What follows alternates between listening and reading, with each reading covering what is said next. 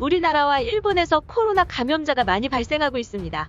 우리나라에서 1,300명을 넘더니 계속 1,300명대를 유지하고 있습니다.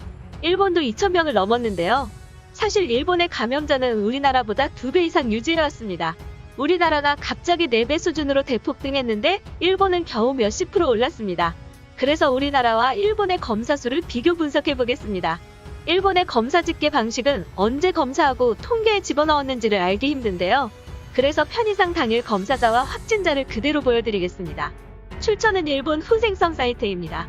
7월 7일 66,486명, 7월 10일 44,123명, 7월 12일 64,222명을 검사했습니다. 양성자 수는 7월 7일 2,182명, 7월 10일 2,452명, 7월 12일 1,492명입니다. 일본은 집계하는 속도가 기관마다 다르다는 것을 참고 바랍니다.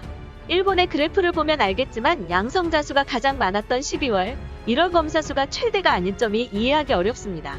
그리고 최근 양성자가 늘어나고 있지만 검사 수는 오히려 하락하는 이해할 수 없는 수치가 나오고 있는데요.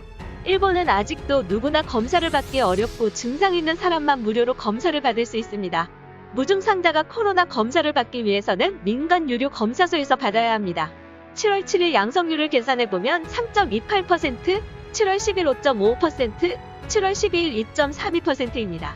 우리나라와 비교하면 3에서 4배가량 높은 양성률을 보여줍니다.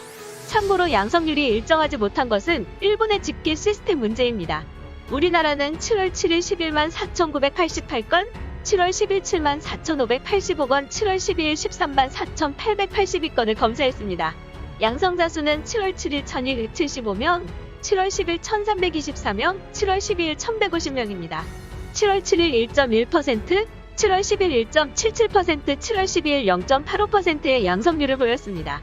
일본은 우리나라보다 2배 많은 확진자가 나오고 있는데도 검사 수는 2배가량 적습니다. 우리나라가 확진자가 많다고 하지만 양성률만 보면 과거보다 오히려 더 낮거나 비슷합니다.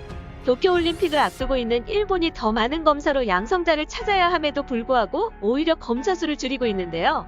안전한 올림픽이라는 인상을 주기 위한 방법으로 검사 수를 조절하고 있는 게 아닌가? 의심됩니다. 이상 다른 뉴스였습니다. 구독과 좋아요는 제작에 큰 힘이 됩니다.